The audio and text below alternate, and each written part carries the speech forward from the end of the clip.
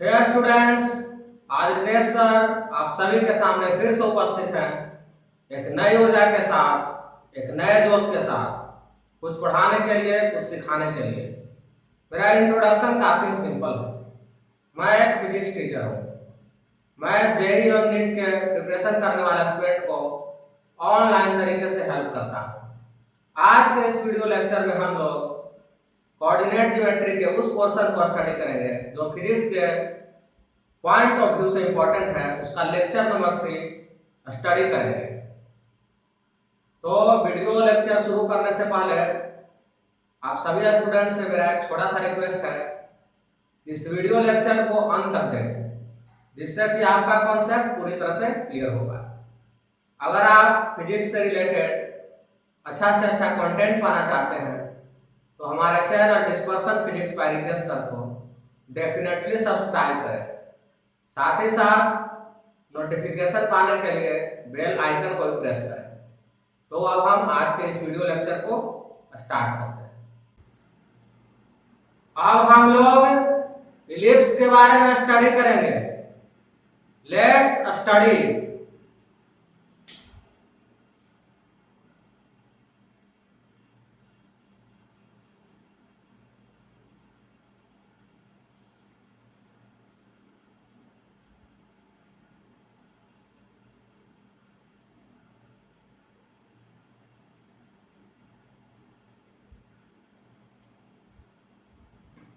सबसे पहले question arise होता है कि इलिप्स क्या होता है। तो एक बार इसका शॉर्ट डेफिनेशन में बता देता हूं। तो इलिप्स क्या होता है? लोकस ऑफ ए पॉइंट होता है जो कि इस प्रकार से मूव करता है कि उसका एक फिक्स पॉइंट से distance and that fix point से उसका डिस्टेंस अपॉन उसका फिक्स्ड लाइन से डिस्टेंस क्या होता है? कांस्टेंट होता है। और इस कांस्टेंट को हम लोग इसेंट्रिसिटी बोलते हैं। और इलिप्स के केस में इसेंट्रिसिटी जो होता है उसका मान जो होता है 0 से 1 के बीच में होता है। तो अब इसको हम फिगर के थ्रू समझने का प्रयास करते हैं।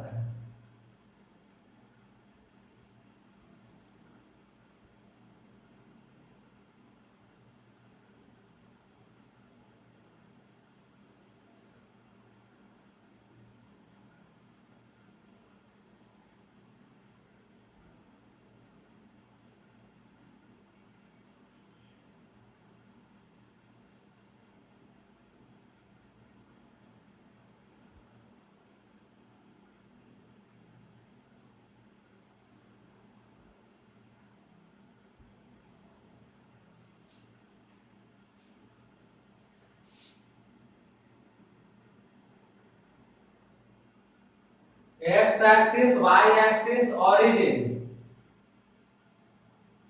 अच्छा, पैराबोला के केस में क्या हम लोग देखे थे? सिर्फ एक फोकस होता है, यहाँ पे दो फोकस होता है। लेकिन उससे पहले हम इलिप्स के डेफिनेशन को एक बार फिर से समझ लेते हैं। यहाँ डायरेक्ट्रिक्स भी जो होगा वो दो होगा, एक यहाँ होगा और एक जो है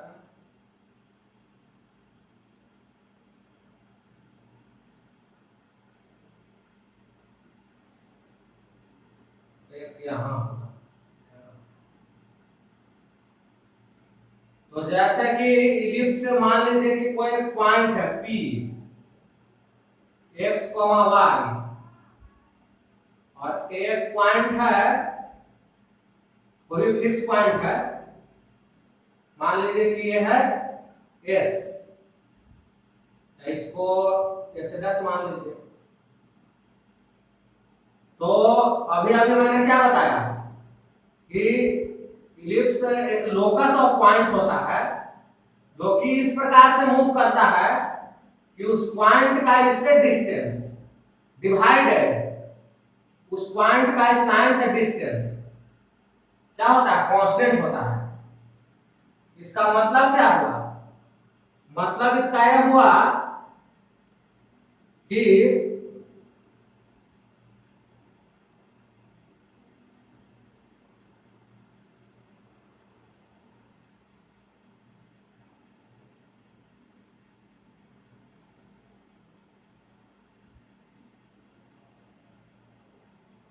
मतलब यह हुआ कि P S dash upon P Q एक कांस्टेंट होता है। इस कांस्टेंट को ही इसेंट्रिसिटी बोलते हैं, यानी कि ratio of the distance from fix point and इस distance from the fixed line is constant. तो यही क्या होता है, इलिप्स का केस होता है। तो इस प्रकार से हम लोगों ने मैथमेटिकली समझ लिया इलिप्स का डिफिनेशन क्या है। अब थोड़ा ई के बारे में आते हैं। ई को हम लोग बोलते हैं, एक ई लॉग वाला होता है, वो ई यहां पे नहीं समझना है। E is the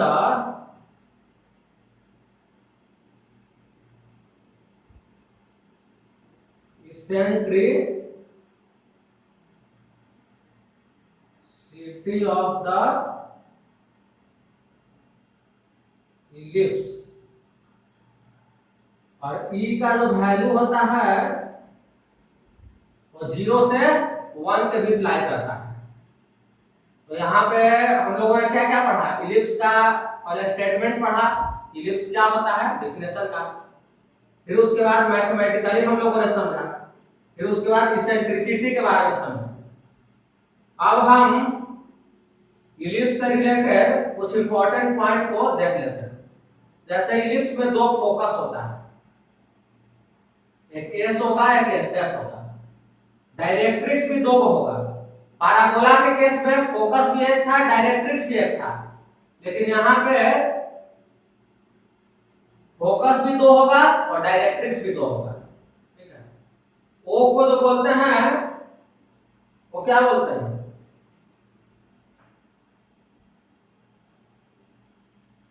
O is the center of ellipse. O is the center of ellipse. ये सब तो हम लोगों ने देख लिया। अब कोऑर्डिनेट यहीं पे देख लेते हैं आसानी से। ए कॉमा 0 होता है, इसका कोऑर्डिनेट एक फोकस का, दूसरा होता है -a,0। ये क्या होता है उस पर भी हम लोग अभी आ रहे हैं। a,0 होता है इस पॉइंट का कोऑर्डिनेट, और इस पॉइंट का क्या होता है -a,0। डायरेक्ट्रिक्स का इक्वेशन होता है x = a/e, और इधर हो जाएगा क्या चीज, x = -a/e। तो फोकस के कोऑर्डिनेट को देख लिए, इस पॉइंट के कोऑर्डिनेट को देख लिए, डायरेक्ट्रिक्स का इक्वेशन देख लिए।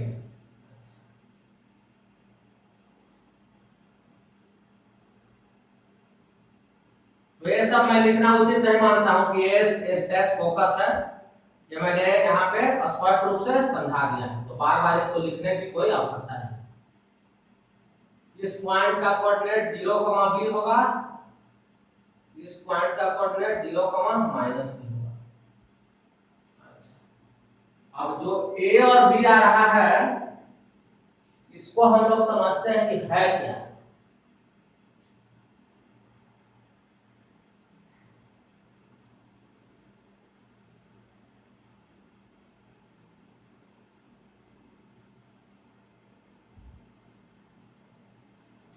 a और b है क्या, इसको हम लोग देखेंगे।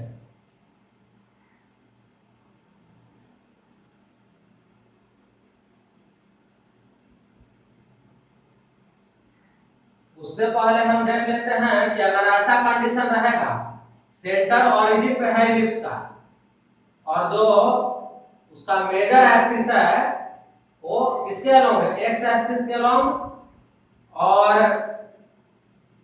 जो माइनर एक्सिस है वो वाई एक्सिस के अलोंग रहेगा। तब ऐसे केस में इक्वेशन क्या होगा, पहले इक्वेशन ही देख लेते हैं। इक्वेशन ऑफ इलिप्स सिर्फ इस केस के लिए है, x² + a²। अब a और b को देख लेते हैं। ए होता है length of what, semi major axis, ठीक है। ए होता है length of semi major axis, b होता है length of semi minor what axis.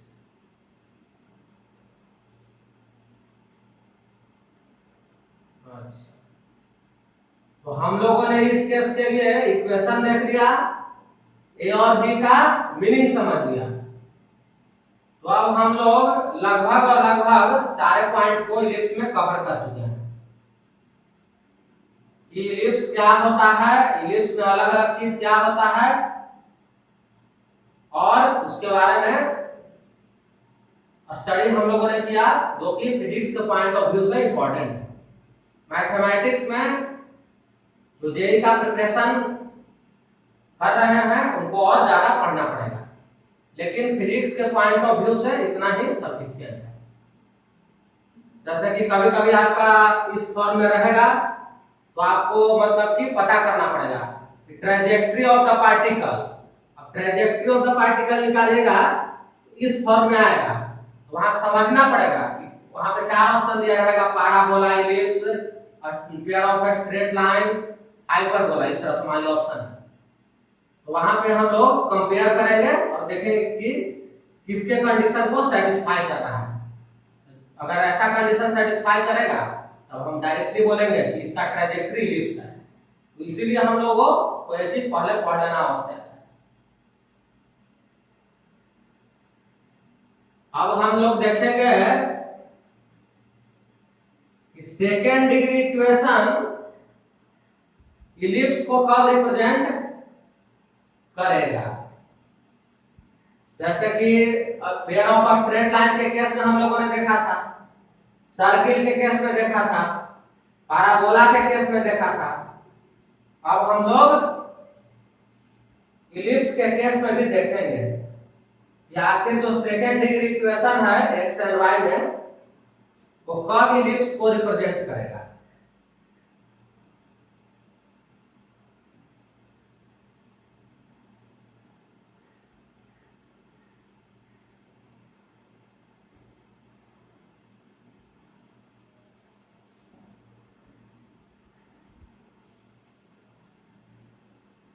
Ellipse के बाद हमें सिर्फ और सिर्फ हाइपरबोला बचेगा, और उसमें भी हम लोग उतना ही पढ़ेंगे जो कि फिजिक्स के पॉइंट ऑफ व्यू से इंपॉर्टेंट है। मैथमेटिक्स में काफी ही विस्तार से पढ़ना है, लेकिन उतना हम लोग नहीं पढ़ेंगे क्योंकि हम लोगों को उतना जरूरत ही नहीं है।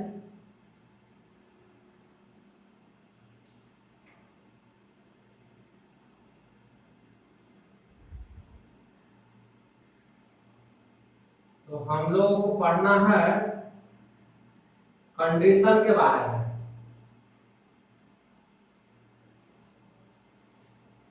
Condition for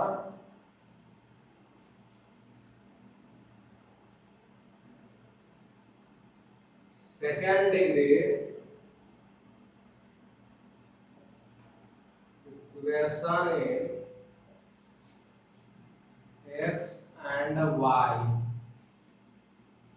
but to represent ellipse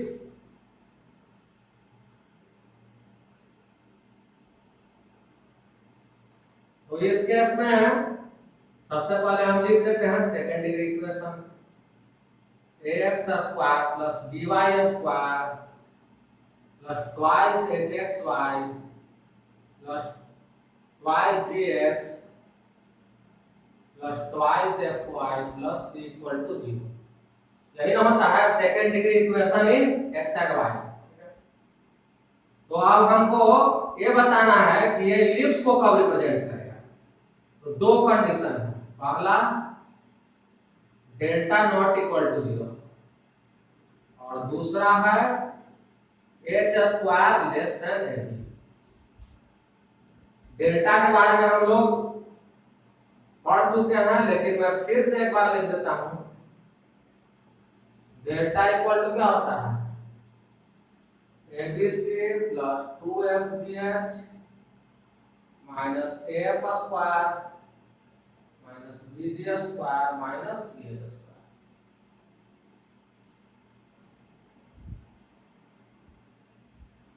तो कब रिप्रेजेंट करेगा second degree equation in x Y लिप्स को? दो कंडीशन है, first delta not equal to 0 and second H square less than A B.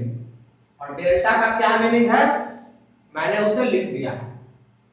तो यही इलिप्स का पार्ट था जो कि फिजिक्स के पॉइंट ऑफ व्यू से इंपॉर्टेंट था, और आगे आपको इससे रिलेटेड तो ऐसा कि फिजिक्स में आपको बार बार मिलेगा, उस समय आपके लिए काफी ही आसान हो जाएगा। जो भी स्टूडेंट इस वीडियो लेक्चर का नोट्स एवं असाइनमेंट प्राप्त करना चाहते हैं वे हमारे व्हाट्सएप ग्रुप को ज्वाइन करें। यदि स्टूडेंट व्हाट्सएप का उपयोग नहीं करता है तो वे टेलीग्राम ग्रुप को ज्वाइन कर सकते हैं। मैंने व्हाट्सएप ग्रुप एवं टेलीग्राम ग्रुप के लिंक को डिस्क्रिप्शन बॉक्स में पुट कर रखा है।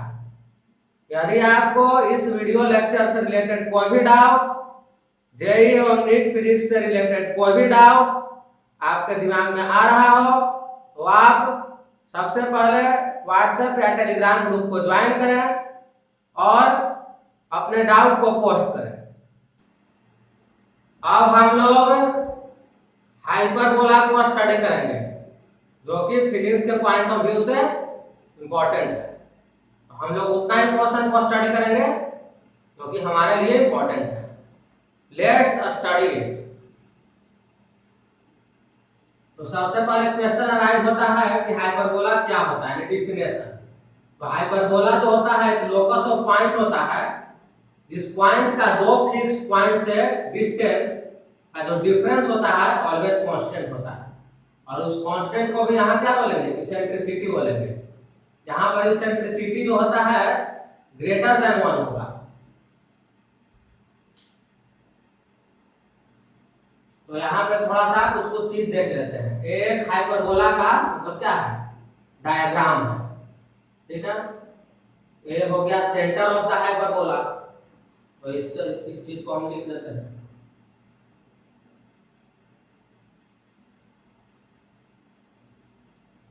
वो is the centre of hyperbola. Minus A comma 0 vertex है, ये भी वर्टेक्स है। एस और एस डैश क्या है, फोकस है। तो हाइपरबोला के केस में क्या होता है तो मान लीजिए कि हाइपरबोला पे लोकेटेड एक पॉइंट है, इस पॉइंट का इससे डिस्टेंस, इस पॉइंट का इससे डिस्टेंस का जो डिफरेंस होगा वो कांस्टेंट होगा। यही ना हाइपरबोला के डेफिनेशन हम लोग अभी देखे थे। तो ये जो कांस्टेंट होता है उसको इसेंट्रिसिटी बोलते हैं। तो इसेंट्रिसिटी के बारे में भी हम लोग देखे थे, लेकिन यहाँ पे हाइपरबोला के केस में इसेंट्रिसिटी जो होगा वो ग्रेटर देन 1 होगा, इतना याद रखना है। अब इस केस में हम लोग इक्वेशन देख लेते हैं क्या होगा। इक्वेशन ऑफ हाइपरबोला क्या हो जाएगा, x square upon a square minus y square upon b square equal to 1। यह हो गया हाइपरबोला का इक्वेशन। अच्छा, जहां पे where b square equal to होता है c square minus a square, ये ध्यान देना आवश्यक है।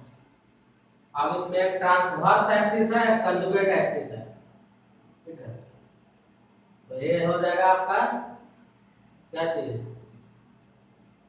ट्रांसवर्स एक्सिस, ट्रांसवर्स एक्सिस, और ये हो जाएगा conjugate axis, conjugate axis.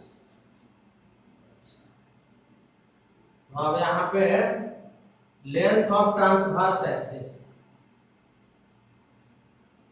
Length of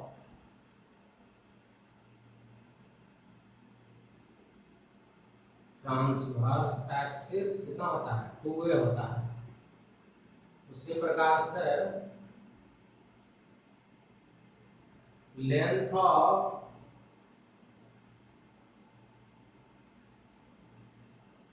conjugate axis कितना होता है, 2b होता है।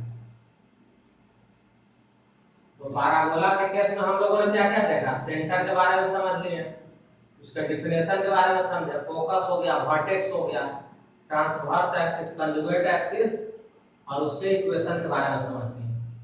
इतना फिजिक्स के पॉइंट ऑफ व्यू से इंपॉर्टेंट है। अब इसके बाद जो पढ़ना है रेक्टेंगुलर हाइपरबोला। रेक्टेंगुलर हाइपरबोला बार बार फिजिक्स में मिलेगा, तो उसको भी हम लोग अच्छे से समझ लेते हैं।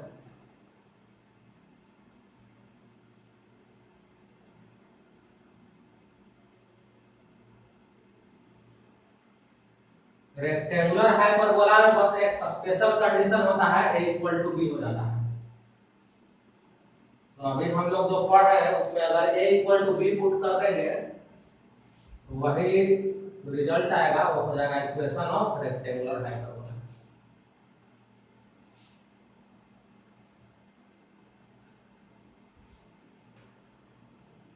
इसको भी देख लेते हैं।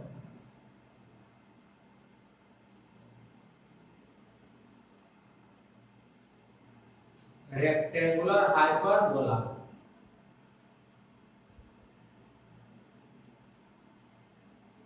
अभी मैंने क्या बोला, x square upon a square minus y square upon b square equal to 1। इसमें अगर हम a equal to b put करते हैं देन क्या आ जाएगा, एक्स स्क्वायर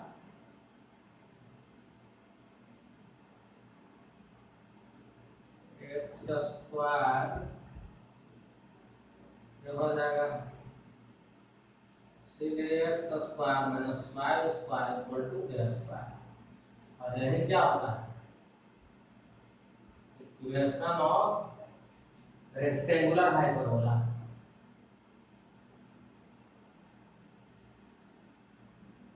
रेक्टेंगुलर हाइपरबोला। अब इसमें अगर असिम्प्टोट x और y एक्सिस हो जाए तब जो इक्वेशन होता है रेक्टेंगुलर हाइपरबोला का थोड़ा अलग हो जाता है। तो पहले हम लोग उस केस को समझ लेते हैं, उसका फिगर का, कि वो फिगर जो है ना आपको अच्छे से समझना आवश्यक है।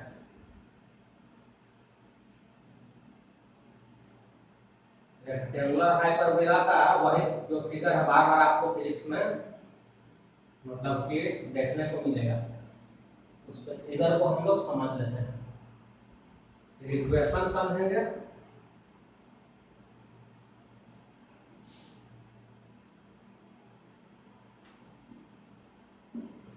तो उस केस में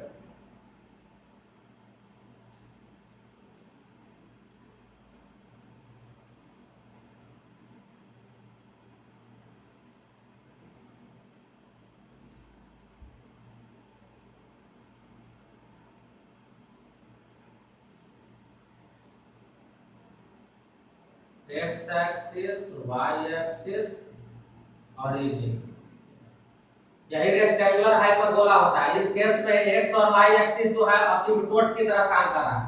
असिम्प्टोट के बारे में मैं शॉर्ट में बता देता हूँ, एक ऐसा लाइन जो कि कर्व को इंफिनिटी पे टच करता है, ठीक है, तो उसी को असिम्प्टोट बोला जाता है। तो इस केस में जो इक्वेशन होगा, equation of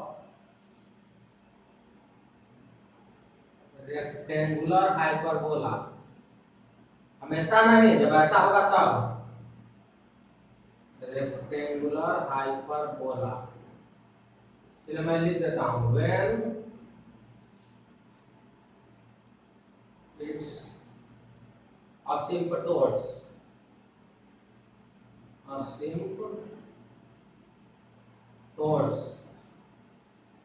are x and y axis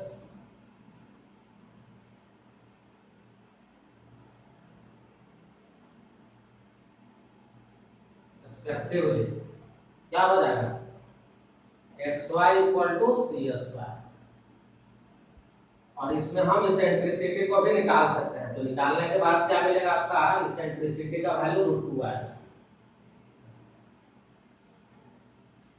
इस प्रकार से हम लोगों ने रेक्टेंगुलर हाइपरबोला के केस को भी देख लिया। ये चीज काफी इंपॉर्टेंट है, ये चीज बार बार फिजिक्स में आया है। जैसे कि आपको कोई केस दिया रहेगा, कोई फिजिकल सिचुएशन दिया रहेगा, फिर उसमें आप जब मैथमेटिकली सोल्व कीजिएगा तो आपको कुछ इस प्रकार का इक्वेशन आएगा और उसमें पूछेगा कि जो भी उस केस को सोल्व करने के बाद मतलब जो आ रहा है कर्व वो कैसा नेचर का होगा। तो हम यहाँ से मैच करा लेंगे कि इस कंडीशन को सेटिस्फाई कर रहा है, इसका मतलब कि रेक्टेंगुलर हाइपरबोला है। ये भी रेक्टेंगुलर हाइपरबोला होता है, लेकिन इस केस में असिम्प्टोट x और y एक्सिस होता है। अब हम लोग इस बात को स्टडी करेंगे कि second degree equation in x y कब हाइपरबोला को रिप्रेजेंट करता है। Let's study.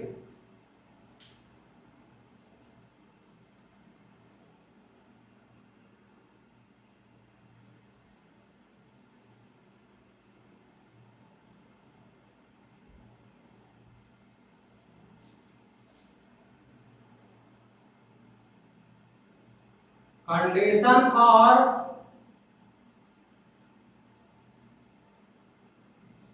Second degree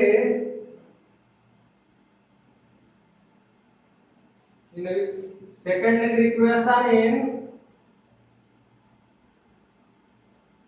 x y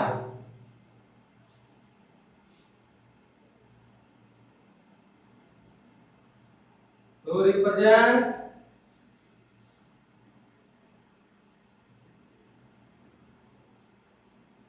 hyperbola.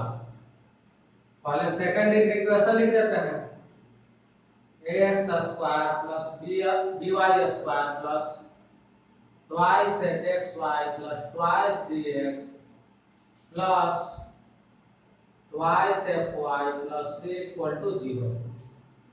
पहला condition delta not equal to 0। दूसरा condition h square greater than ab, where delta equal to abc plus 2fgh minus af square minus bg square minus ch square। तो इस प्रकार से हम लोगों ने उस कंडीशन को समझ लिया जो कि सेकेंड डिग्री इक्वेशन के बारे में कह रहा है कि अगर ऐसा रहेगा तो ये second degree equation in x y hyperbola को रिप्रेजेंट करेगा। तो इस प्रकार से हम लोगों ने कोऑर्डिनेट ज्योमेट्री के उस पोर्शन को स्टडी कर लिया जो कि फिजिक्स के पॉइंट ऑफ व्यू से इंपॉर्टेंट था। तो यहाँ पे थ्योरी पार्ट ओवर होता है। अब हम लोग आगे के वीडियो लेक्चर में इससे रिलेटेड कुछ क्वेश्चन करेंगे जिससे हम लोगों का कॉन्सेप्ट और अच्छे से क्लियर हो पाए।